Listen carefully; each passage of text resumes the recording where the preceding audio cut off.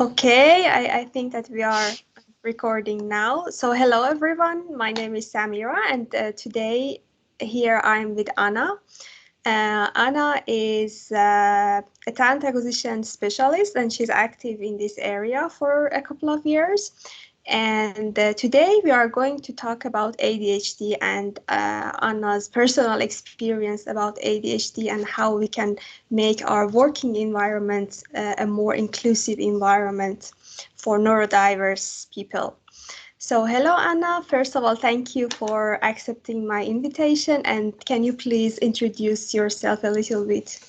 Thank you, Samira. Thank you so much for inviting me. This is a really, really great initiative, and I'm really happy to be a part of it. So I'm Anna. I'm a Portuguese talent acquisition specialist. I work as a recruitment consultant for a French agency, and I'm based in Lisbon, Portugal. And I was very recently diagnosed with ADHD when I was still 38. So it's late in the game, but helped me explain a lot of things from before. And now I'll just stay here in Portugal. I think I won't budge for the time being. Yeah. I guess it should have been like very challenging for you these whole 38 years without being diagnosed and like. Yeah, it's complicated. Okay, so first of all, can you describe for us what is ADHD in more details? Maybe some of our audience don't know about it. Yeah. So not being an expert, but from what my personal learnings and my personal research. So ADHD is considered a disorder in neurodevelopment. And we can consider it's almost one of the varieties of neurodiversity. What it causes is usually a lack of concentration, of emotional regulation, and also impulses. Anna, do you hear me? I think Ah, I lost you for some oh, seconds. can you hear me? I can hear you, but your video is freezing. Oh, wait, let me take off the video and put it again.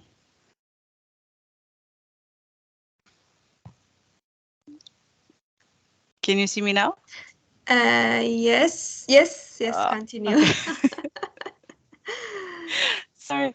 Okay, so ADHD, as I was saying, usually causes a lot of lack of concentration, of regulating your emotions, resisting impulses. There is also a lack of dopamine, which usually leads to this need to for novelty, for starting things and maybe not finishing them, being distracted easily by new things and new things that call your attention, etc. So this can be very difficult in normal situations or neurotypical situations as school and work and tasks that maybe demand a lot of concentration for a long time. And well, the ADHD brain just doesn't work as a neurotypical brain. So there are a lot of struggles and issues that can arise from there. Yeah, thank you for explanation. But I guess on the other side, there should be some pros also. Like if you are Yeah. like you have ADHD. Yeah, usually, well, there's a huge variety of ADHD, a bit like other parts of neurodiversity. There's a whole spectrum of characteristics, etc. But one of the advantages is that we have a lot of creativity because our brains can make quick connections in a very, very speedy way. So we usually get associations of ideas and new concepts that come to mind. So we usually are good creators and very creative. And there's a lot of energy when we are really focused on something or really excited with the subject. We tend to what we call hyper focus, like be really, really concentrated on that subject. And we can do that for hours sometimes without thinking of eating or basic needs. So that's really good because we're very focused when we want to. Also very energetic when there's subjects that we like. So there are a plethora of things that we can get from ADHD that, for example, a company can use and take advantage of. Yeah, exactly. I was reading somewhere that those companies who need like extra creativity should you should think about like making initiatives to make like to hire neurodiverse people for their company. But yeah, that's true. But have you ever faced, like, I'm sure that you have faced a lot of challenges because, you know, a lot of, like, these days with these diverse talent pool that we have available in the world, um, you know, like 9 to 5 job or the traditional way of working maybe not for everyone, especially for neurodiverse people. And I'm sure that you have faced a lot of challenges because of this neurodiverse background that you have. So have you ever faced anything that you can explain for us, and you Yeah. prefer that it was something in another way? No, definitely. I started noticing it very, very actively when I was in university. Because, well, it was a bit freer than high school, for example, where you usually have a set of tasks and you have to do them, or you have to study for a specific test in a certain way. In university, it was all very, you created your own way of studying, and that I really, really struggled because I didn't have any structure. So one of the things in ADHD is that you usually have a lot of difficulty starting a task if you don't know where you're going, or if you're not hyper focusing. Well, then you can really struggle. Okay, where should I start with? And it's got a sort of a mental fog in your head. And I noticed that during classes, I had a huge difficulty in following the class all the way through. Like I was really interested when the subject was very exciting or something that interested me. But even I'm much more visual than auditive. So after a while, I would just start thinking about other things. And it really, it completely escapes our control. Like a lot of people say, okay, maybe you just distract easily, like everyone does. It's, yeah, everyone can be distracted, but it's really something that you can absolutely not control. Like I will be concentrated on the task, and there will be thoughts that come in completely unrelated to what I'm doing, and you sort of get lost on them. It's like it's a funny way to describe it, but like in Up, there's the dog that's always distracted by the ball, or I don't know, by the squirrel, and he's always screaming squirrel and distracting his attention. That's sort of what goes on in your head. You're constantly having dialogues, internal dialogues, or thinking, or lots of images that come to your head, um, and that's obviously distracts your attention for what you're doing at the time. So university, that really started for me.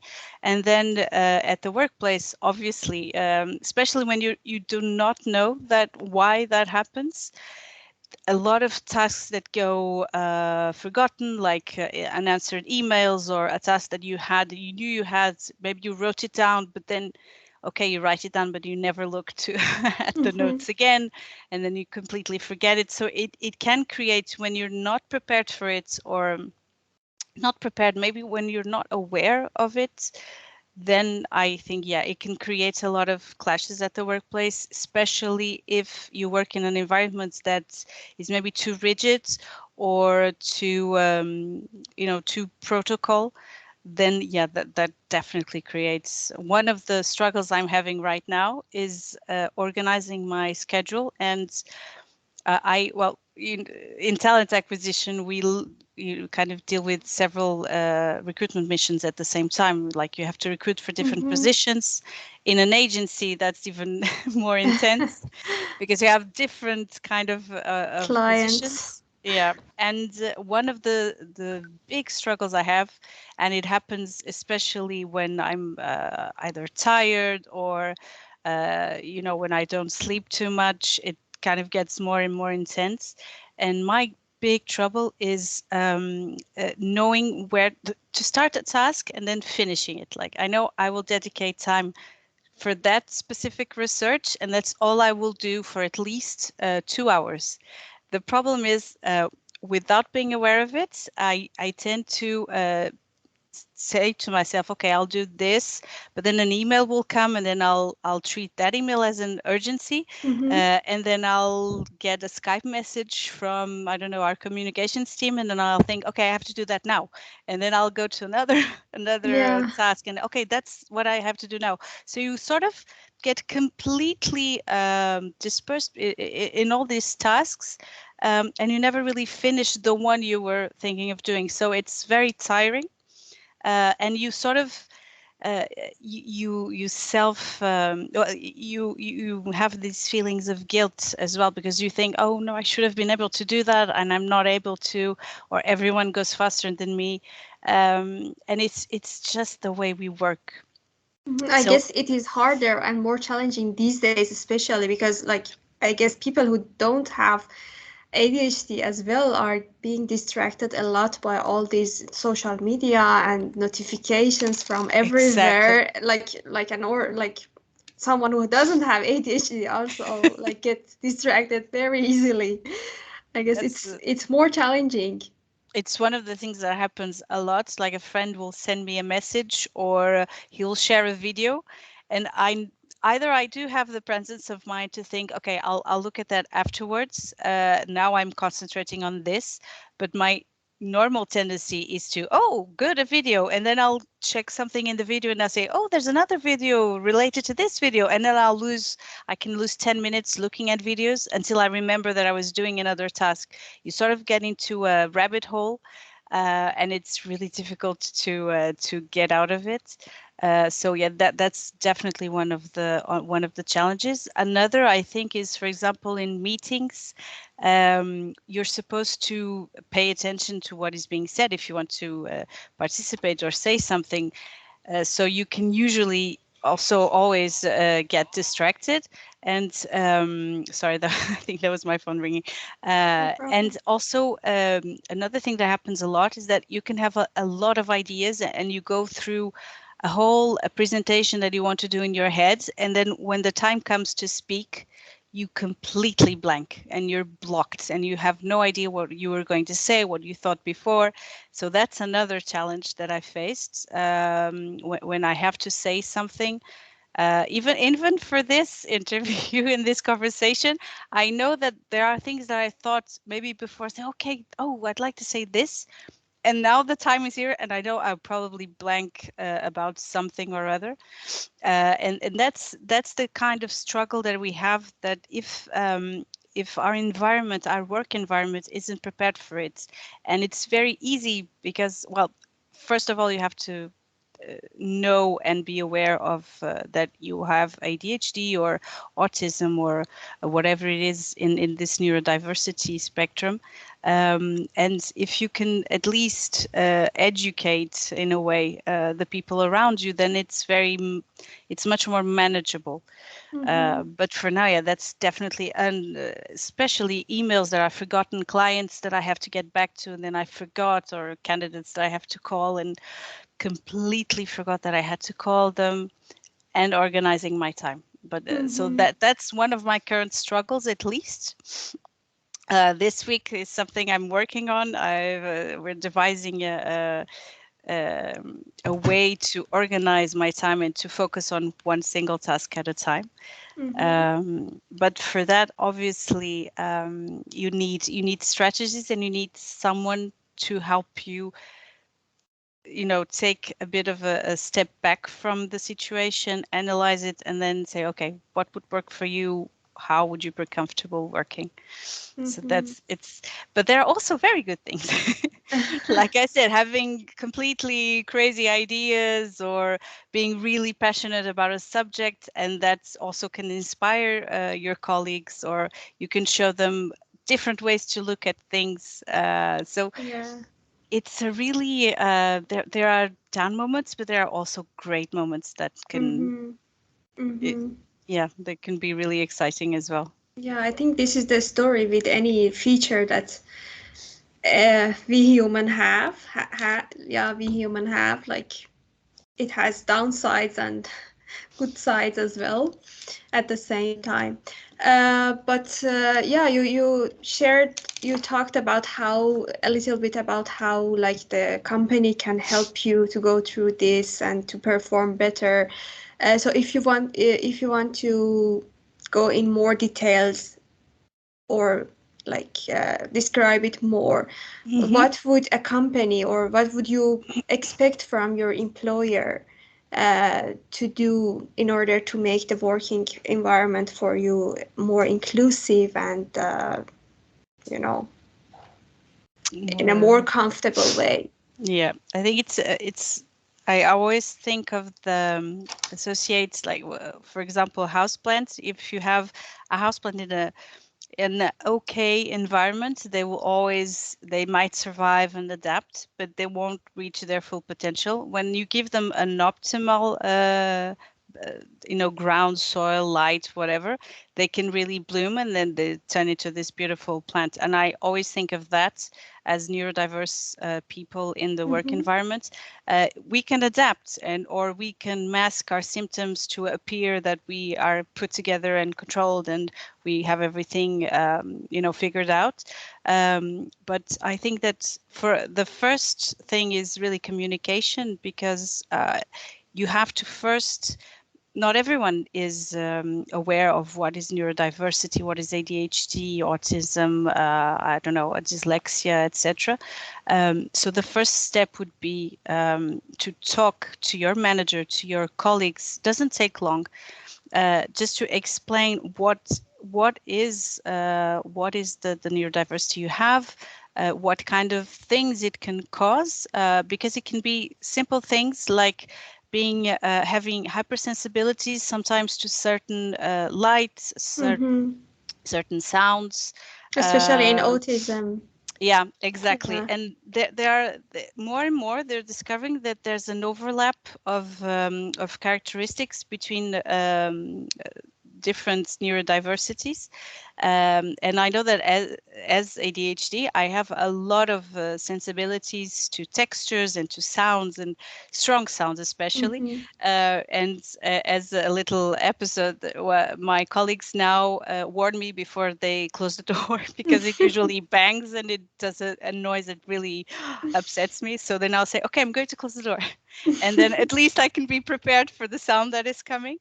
And that's the kind of thing. It seems so so such a detail, but it's so important. And as I was saying, so talking to a manager especially, and saying, okay, this is my way of working. For me, for example, I'm very focused in the morning, and then my concentration starts to decrease, and I usually need to at least either go for a walk or change activities, or I don't know, have a distraction or a reward, because sometimes it works like that. You need something to keep you going. So I know, for example, I will not be able to sit on a 3-hour meeting without at least touching something. Like, for example, I have a pen, and I've been fiddling with it since the beginning, because I cannot stay still and just be concentrated.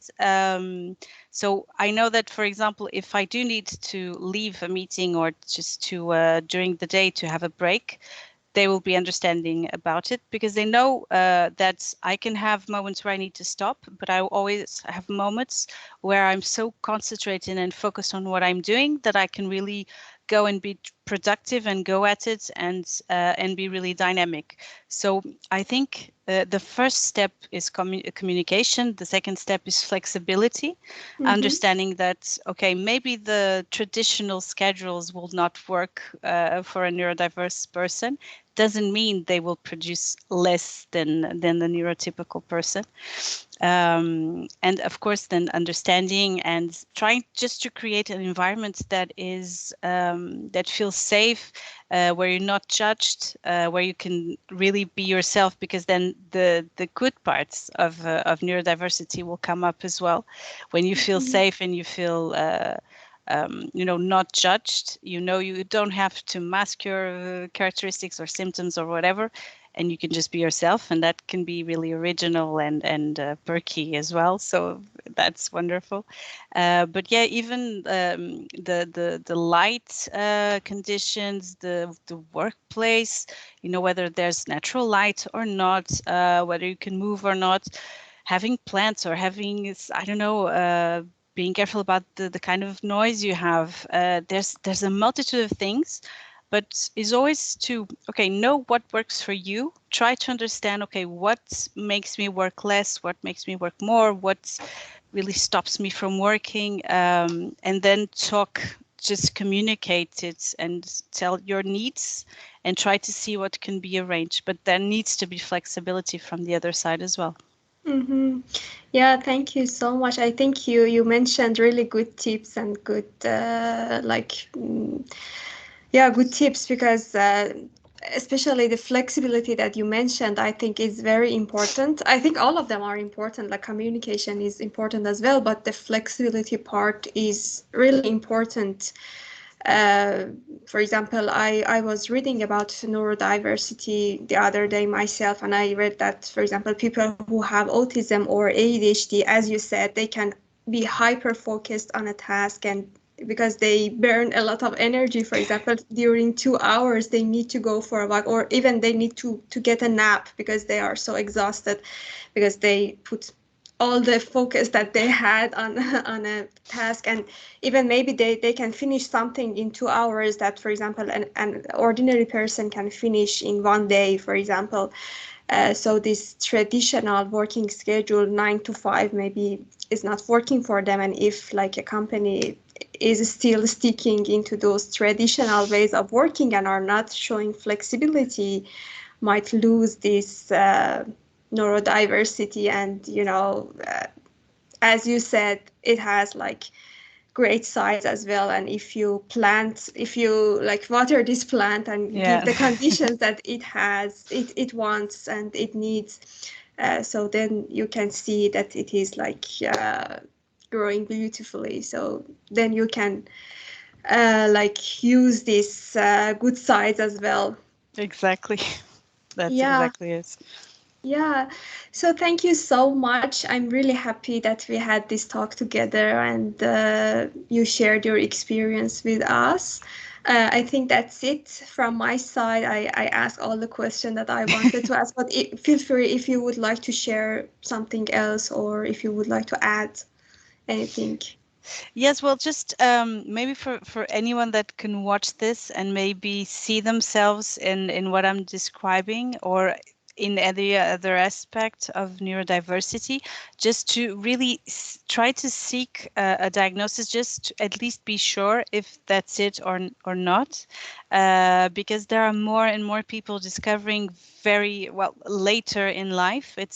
It has been seen always as a childhood disorder or development disorder, and no, a few of us from the 80s, 70s have just not been diagnosed. So if you start seeing videos about it, and there are so many videos now on Instagram and even LinkedIn and everywhere, if you do see yourself in these characteristics, yeah, maybe really try to seek, not necessarily treatment, because there is medication, etc., but that's not a must. But at least just to recognize it, I think it brings a lot of peace because you stop Yeah. being so anxious about, oh, I'm so different, why am I like this, am I lazy, am I just too distracted, and you really get this this awareness, and if you know how you work, then you can try to adapt your day, your work, and it goes to all areas of life. So yeah, definitely, if possible, get a diagnosis and try to understand exactly how you work. Yeah, exactly. I think this is really important when you feel okay, you are different from others, or okay, is there anything wrong with me? You should go and like awareness is the first step, I think, for anything. And when you are aware of it, you understand that okay, I should act maybe differently, or I should have another strategy in order to like take advantage of it Yeah. because it has good sides as well. You can be hyper focused, you can be very creative. So it's really important to have the strategy and then communicate it with others because it's also really important. Yeah, because there's no shame in it. We're very used to being ashamed of how we act, and there's no absolutely no shame in it. And if you just have to explain why this works, and the more information there will be, I think, the more people will be aware that it's not treating someone differently. It's not giving them a special treatment. It's just adapting in the Mm-hmm. same way we have to adapt. If we have diabetes, we have to adapt our the way we eat. So if we're neurodiverse, why wouldn't we adapt the way we have to work or our environment? And I think it's very simple, but there needs to be a lot more information because people are just not aware of it. Yeah, exactly. I think this is the meaning of equity, the word equity. It doesn't mean that you specially treat someone, but it means that you make the condition, the situation for them in a way that they can, you know, they can adopt and they can work easily, or they can feel included as well, and they can feel okay, they are comfortable in this environment and they are safe. It doesn't mean that you're treating them specially, Yep, but it it's means that just you can help them adopt. exactly. Okay, thank you so much for having this talk with me, Thank you, and Samira. I feel I hope luck for you. Thank you. Thank you so much. And I hope we have a lot of people watching it and understanding what diversity is. I really Yeah, I hope so. hope so. I hope so. Thank you so much and have a nice day. You too, Samira.